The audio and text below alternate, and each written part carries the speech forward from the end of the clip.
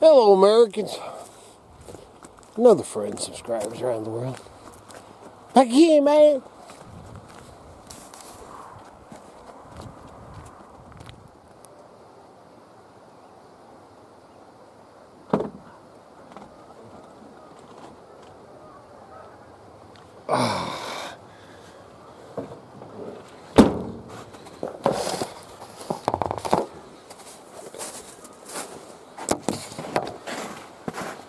There, I found him, man. He always, I need some electrical tape. Couldn't find none. It's kind of like 22 shells and 12 gauge shotgun shells. All you gotta do is start checking jockey boxes, man. You'll probably find some electric tape. Brand new roll, man. Anyway, man, today we're gonna talk a little bit about, I actually seen this meme that kind of resonated, man. Those geese kind of resonated and hit home, man, and it keeps popping back up in my mind. And it's kind of just a basic meme that I'll share right here. Dude, that's there's so much truth in that, man. We were all preppers 100 years ago. So let's touch on that.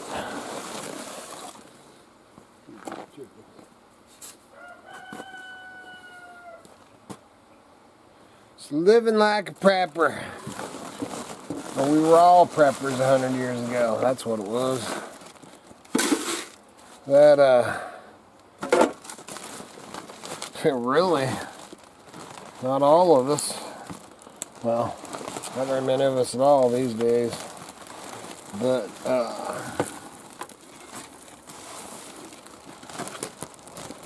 shoot. Right on the dang floor.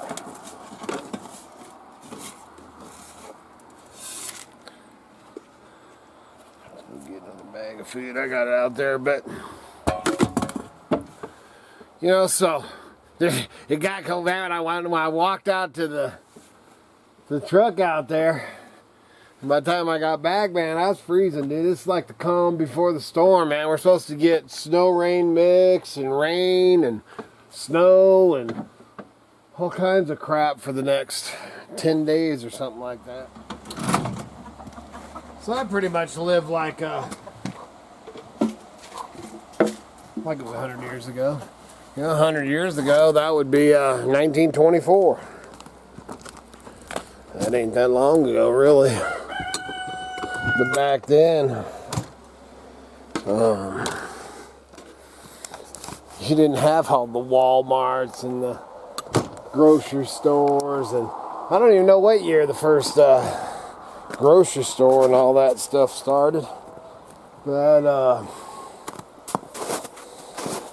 you know, everybody, you know, you raised your food and grew your own food and milked your cows and traded, you know, wheat or flour. You traded for eggs or meat, and you know, as far as you know, the way that I live, I would say I live pretty dang close to how they, you know, how they lived 100 years ago.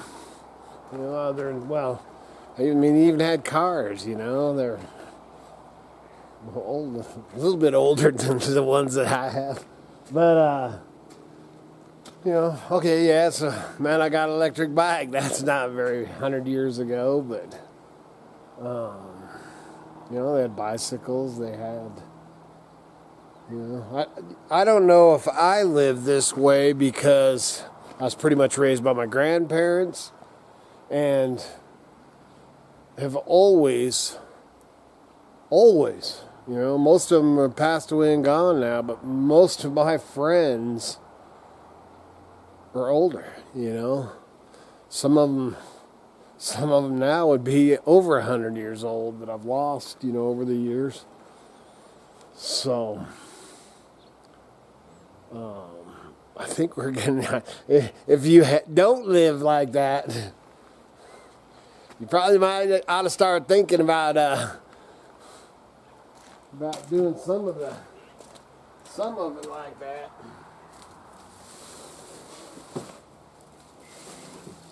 Because whether you like it or not, I think it's coming back.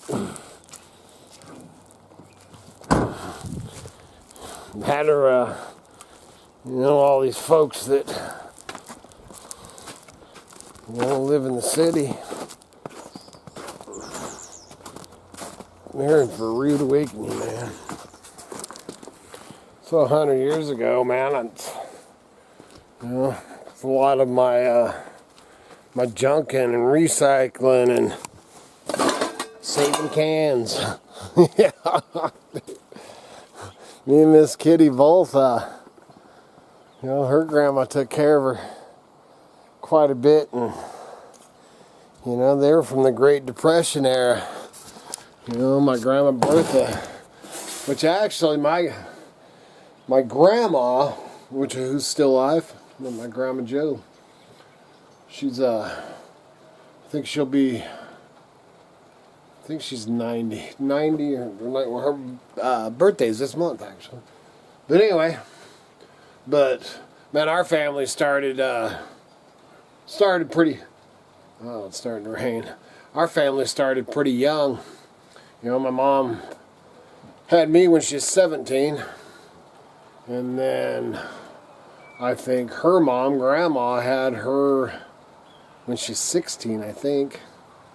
So, my grandma, the ages and stuff have been pretty, pretty young, because Grandma Bertha, that you've heard me, if you're new to the channel, welcome to the channel. But if you've been with me for a while, you hear me talk about Grandma Bertha all the time. And Grandma Bertha was actually my great-grandma. When I was born, I had, we had 6 generations. That, man, we won't even go in that right now. But what I was getting at is, man, because both my great-grandmas were alive. My great-grandpa was alive, too. But our great-grandpas, actually, both of them. But anyway, I'm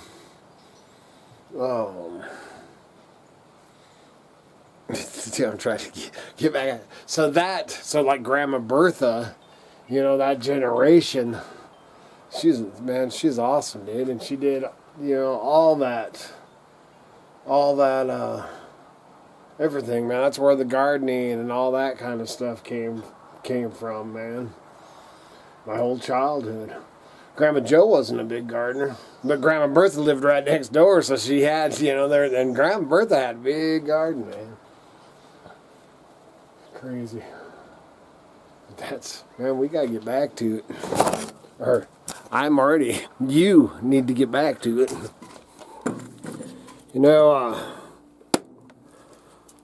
Just talking on it. I don't know why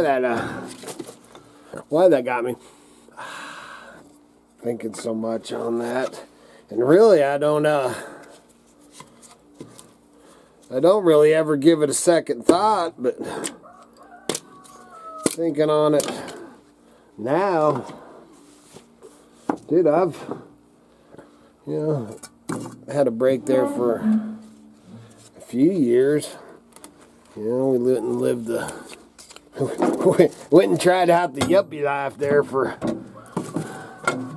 4 or 5 years.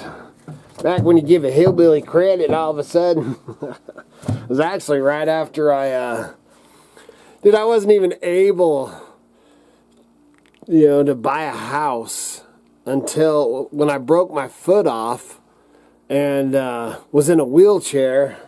Then all of a sudden I was able to buy a house and shit. Man, when I was making money and busting my butt and all that crap, I couldn't buy nothing. What's up with that? So, but other than that, growing up, man, Grandma and Grandpa, always there, so I always seen the old way of life there, and Grandma Bertha, and Grandpa Mike, Grandma Stone, and man, I was just always into that. You know, Grandma Bertha, and I've just said it before on here, Grandma Bertha always thought I'd just grow up to be an old hermit living in an old worn down cabin or ghost town somewhere. I think Grandma Bertha was pretty much right. But she always thought it was great, but she always thought that I was just going to be some old hermit. I guess Grandma's always right. But thinking on it, you know, living like 100 years ago, like I said, other than the few years that I went and tried out, the 4 or 5 years I tried out the yuppie life, you know, and then we had a store, man, in Nampa, Idaho, and lived in the flatlands. Actually, well, we did for a while. And then, you know, just kept on creeping right back to the country and life as much as possible till we got here. But, we lived in the back of my store. I had a trading post. We lived in the back of the store for a while, too. My kids have lived everywhere, man. They're ready for the world. Man, they've lived in a motor home, a warehouse, back of a store, fancy house. We did have a fancy house once. Man, that's, yeah, I won't even get into that. That was I never did really want it. But, anyway, dude, I get so squirrel. I get so sidetracked on everything. But back to the living like 100 years ago. You know, that's right here, man. This right here, there is no heat in this building, the cabin, or the cook shack, other than wood stove. You know, that's a, you know, man, well, actually 100 years ago they were already, some houses and stuff had oil heat and, you know, they burn coal, all that stuff, but I guess I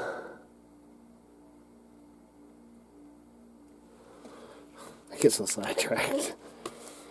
But other than the this gosh dang fire's not going, man. It's starting to agitate me. Starting to freaking agitate me. Fire to get going now, so where the heck was I? But anyway, so most of my life, man, you know, when I was a kid and lived with my mom, but my grandpa and pretty much my grandpa and my grandma, but they raised us. But that was till I was a teenager anyway. And then I went to live with my father at how old was I? 14. And that's the first year up there wasn't like living beyond, but then we moved up to this old hippie commune. That was like living 100 years ago, at least, you know, and it was nothing but wood heat, man. And he's not a big firewood getter, and there was some cold winters, man. I think I was 14, and then try to get all the years, man, because I've pretty much been on my own since I was 16. So, and always, man, I've always lived pretty much like it was 100 years ago. I mean, I was there for a while, man. I lived on the river, man. I lived out of my truck. I slept by the only thing I had in White City, Oregon was a P.O. box. And, dude, I slept, man, it was so cold. I remember my truck didn't have heat. All I had was a truck and a P.O. box and a bunch of junk. Of course, I had the junk. And which I ended up losing all my junk on that mountain. But anyway, dude, it was so cold, man. I remember going in, man, the P.O. box, and man, I would lay down by the P.O. because it was heated in there. And I'd lay down by the P.O. box, and then I'd hear somebody come in, and I'd jump up and act like I was getting in the post office box with my key. I did that for 3 or 4 nights, man. It was, it was cold. It was cold. But, dude, we need to, you really need to, man, start growing, learn how to grow. Man, you can grow, I don't give a crap if you're in an apartment in New York, man. You can grow micro, sprouts, man. You can grow tomato plant. You can grow, anything, man. Anything's going to help. And, the sprouts, man, is the, which we haven't done none this winter. But, dude, we got, man, you want to stock up on the seeds and stuff for sprouting, because sprouting, man, will make, that'll help you survive. Sprouts are probably, man, one of the biggest things that I would, as far as prepping, one of the biggest things that I would do. And it don't matter, you don't need much space to sprout. Alfalfa sprouts, and man, there's, dude, so much, man. They're so good, too, so good. I don't even know what this video, man. More I was pondering, I'd seen that meme. I don't know why it hit home so much, and I was just like, man, no kidding, dude. 100 years ago, we were all preppers. There's a lot of dang truth in that, and we need to get back to it, dude. We all need to be all preppers again. Good Lord willing, them creeks don't rise. We'll be back again tomorrow. See ya.